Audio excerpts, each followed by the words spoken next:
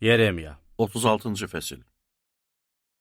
Yehoyaqimin Yeremyanın tumarını yandırması. Yahuda padşahı Yoşiya oğlu Yehoyaqimin padşahlığının 4-cü ilində Rəbdən Yeremyaya bu söz nazil oldu. Bir tumar götür. Yoşiyanın dövründə sənlə ilk dəfə danışdığım gündən indiyə qədər İsrail, Yahuda və başqa millətlər haqqında sənə söylədiyim bütün sözləri ora yaz. Bəlkə Yahuda xalqı başına gətirməyi niyyət elədiyim bütün fəlakətlər barəsində xəbər alanda öz pis yolundan dönər, mən də onların təqsirlərini və günahlarını bağışlayaram. O zaman Yeremya Neriya oğlu Baruku çağırdı. Baruk da Rəbbin Yeremyaya söylədiyi bütün sözləri onun dilindən eşidib tumara yazdı. Yeremya Baruka əmr eləyib dedi: Mən məhbusam, Rəbbin məbədinə gedə bilmərəm.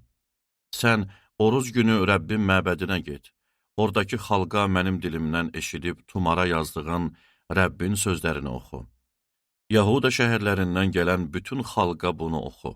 Bəlkə onda Rəbbə yalvarışla müraciət eləyib öz pis yollarından dönərlər. Çünki Rəbbin bu xalq barədə ifadə elədiyi qəzəb və hiddət böyüdür. Neriya oğlu Baruk, Yeremya peyğəmbərin əmr elədiyi hər şeyə əməl elədi. Tumarda yazılmış Rəbbin sözlərini onun məbədində oxudu. Yahuda padşahı Yoşiya oğlu Yehoyaqimin padşahlığının 5-ci ilinin 9-cu ayında Yerusəlimdə yaşayan və Yahuda şəhərlərindən Yerusəlimə gələn bütün xalq Rəbbin önündə oruc elan elədi. Mirzə Şafan oğlu Gemariyanın yuxarı həyətdə, məbədin yeni darvazasının girişindəki otağında Baruk tumardan Yeremyanın sözlərini Rəbbin məbədinə yığışmış bütün xalqa oxudu. Şafan oğlu Gemariya oğlu Mikeya tumardan oxunan Rəbbin sözlərini eşidən kimi aşağı inib saraydakı Mirzə otağına getdi. Bütün başçılar orada toplaşmışdı. Mirzə Elişama, Şemaya oğlu Delaya, Akbor oğlu Elnatan, Şafan oğlu Gemariya, Xananya oğlu Sidqiya və başqaları. Mikeya Barukun xalqa oxuduğu tumardan hər şeyi onlara danışdı. Bundan sonra bütün başçılar Kuşi oğlu Şelemya oğlu Netanya oğlu Yehudini Barukun yanına göndərdi. Yehudi Baruka xalqa oxuduğun tumarı götür gəl dedi. Neriya oğlu Baruk əlində tumar onların yanına getdi. Başçılar ona dedi: Buyur əyləş, bunu bizə də oxu. Baruk da tumarı onlara oxudu. Onlar bütün bu sözləri eşidəndə qorxu içində bir-birlərinə baxıb Baruka dedilər: Bütün bu sözləri mütləq padşaha bildirməliyik. Sonra Barukdan soruşdular: İndi bizə söylə, bütün bu sözləri necə yazdın? Yeremya diktə elədimi? Baruk onlara dedi: Bütün bu sözləri Yeremya mənə diktə elədi, mən də mürəkkəblə tumara yazdım. Başçılar Baruka dedi: Sən də Yeremya da gedin gizlənin, harda olduğunuzu heç kəs bilməsin. Sonra onlar tumarı Mirzə Elişamanın otağında qoyub, həyətdə olan padşahın yanına getdilər. Eşitdikləri hər şeyi ona danışdılar.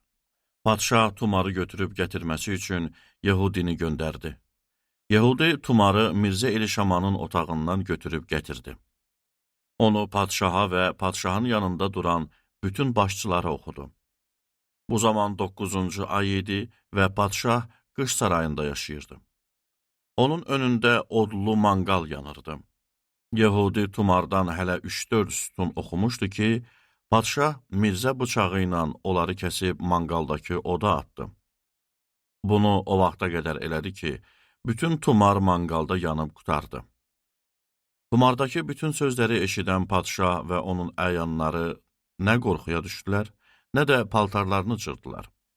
Elnatan, Delaya və Gemariya tumarı yandırmaması üçün yalvarsa da, padşah onlara qulaq asmadı.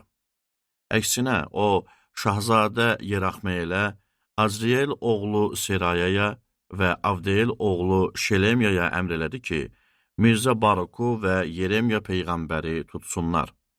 Ancaq Rəbb onları gizlətmişdi. Barukun Yeremyanın dilindən eşidib yazdığı tumarı padşah yandırandan sonra Rəbdən Yeremyaya bu söz nazil oldu. Başqa bir tumar götür.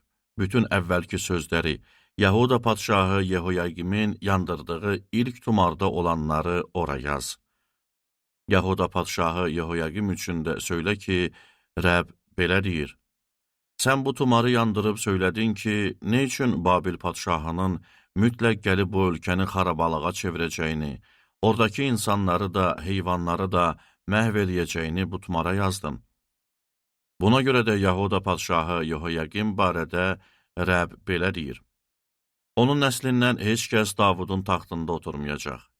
Cəsədi gündüzün istisinə, gecənin ayazına atılacaq. Özünü, nəslini və əyanlarını günahlarından ötürü cəzalandıracağım. Haqqında danışdığım bütün fəlakətləri onların, Yerusəlimdə yaşayanların və Yahuda adamlarının başına gətirəcəyəm. Çünki qulaq asmadılar. Yeremya başqa bir tumar götürüb Mirzə Neriya oğlu Baruka verdi. Yahuda padşahı Yehoyaqimin oda atıb yandırdığı tumardakı bütün sözləri Baruk Yeremyanın diktəsi ilə tumara yazdı. O sözlərə bənzər bir çox söz də ora əlavə olundu.